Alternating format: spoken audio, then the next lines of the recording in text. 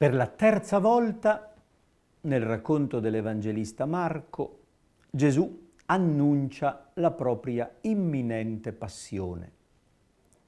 Siamo a metà del capitolo 10 e troviamo in questa 29esima domenica del tempo ordinario il terzo annuncio della passione, a cui segue immediatamente un episodio di incomprensione, come era già capitato negli altri casi. L'abbiamo già trovato 2 volte. Gesù annuncia l'imminente sua tragica morte e i discepoli non capiscono, non accettano, non condividono. Pietro lo rimprovera, i discepoli discutono fra di loro chi sia il primo.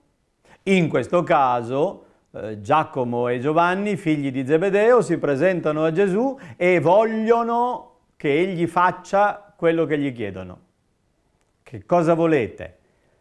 Vogliono i primi 2 posti, uno a destra e uno a sinistra, le 2 cariche principali, aspirano a poltrone di governo. Non sanno quello che chiedono. Alla destra e alla sinistra di Gesù, a Gerusalemme, non ci saranno 2 ministri importanti, ma ci saranno 2 crocifissi insieme con lui. Se sapessero di chi saranno quei posti, non avrebbero chiesto. E invece loro continuano a inseguire i loro sogni di gloria e usano Gesù perché li realizzi. Gesù non concede loro quello che gli chiedono, ma li stimola ad un impegno. Siete pronti a bere il calice che io bevo? È una immagine tipicamente semitica, vuol dire affrontare la difficoltà. Bere il calice proposto dal Signore significa accettare quella dura realtà di passare attraverso quella sofferenza. È il calice che Gesù beve, cioè è la sua passione che egli affronta con coraggio. Voi siete disposti a soffrire con me? Gli dicono sì, siamo disposti. Siete disposti a ricevere il battesimo che io ricevo? Anche in questo caso dobbiamo stare attenti perché battesimo non fa riferimento al sacramento, ma è parola greca che vuol dire immersione. Siete pronti a immergervi totalmente nella situazione come faccio io? L'immersione di Gesù sarà nella morte, appunto la sua passione imminente. Siete pronti a buttarvici dentro a capofitto? Sì, siamo pronti. Va bene. Allora, di affrontare la difficoltà e di finirci dentro fino al collo ve lo concedo. Ma i posti sono quelli che ha fissato il Padre. Lasciate perdere, non è quello che deve importarvi. Non dovete pensare al comando, al potere, al controllo, alla superiorità.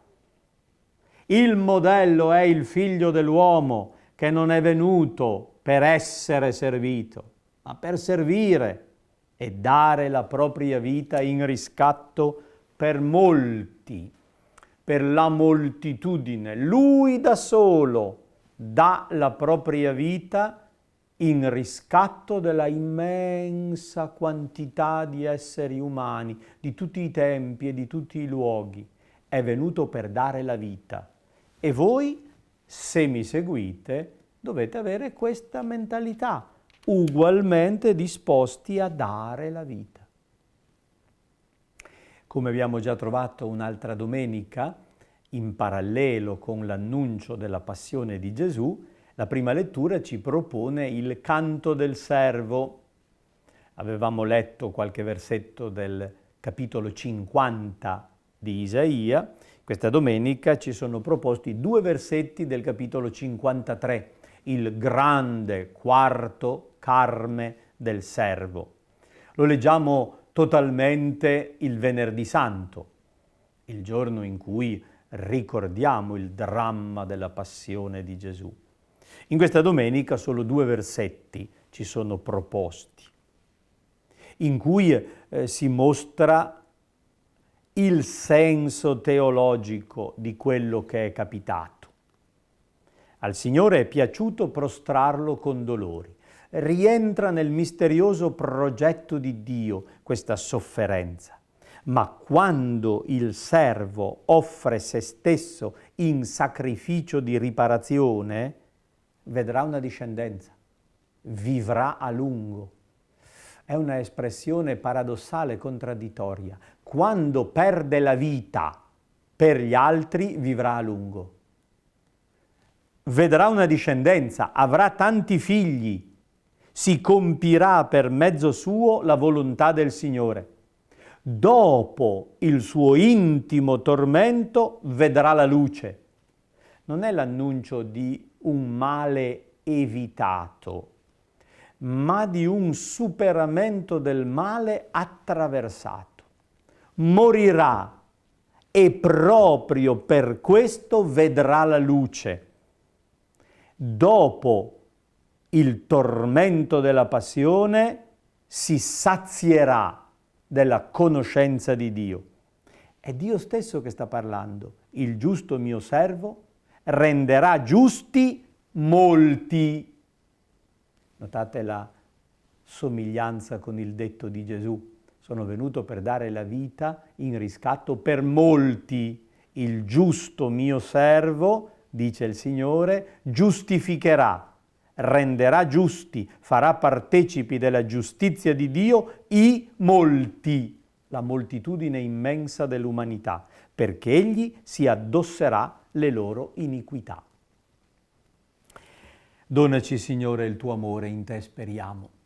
Con il Salmo 32 noi accettiamo il progetto di Dio, anche se strano e doloroso, sapendo che l'occhio del Signore è su chi lo teme per liberarlo dalla morte. Come si è realizzato per Gesù, si realizza per noi. E la lettera agli Ebrei ci propone il modello di Cristo sacerdote, che sa prendere in considerazione la nostra situazione, perché si è fatto solidale con noi, è stato messo alla prova Lui stesso in ogni cosa, come noi. Sa cosa vuol dire soffrire, c'è passato, e proprio per questa solidarietà con la sofferenza dell'uomo è divenuto sommo sacerdote, misericordioso, solidale, comprensivo e degno di fede, accreditato e credibile, capace di tirarci fuori, di darci misericordia. Accostiamoci al suo trono, sicuri di trovare grazia e di essere aiutati al momento opportuno. Non gli chiediamo che faccia quello che vogliamo noi, ci fidiamo di Lui e ci lasciamo aiutare nel modo migliore che conosce Lui.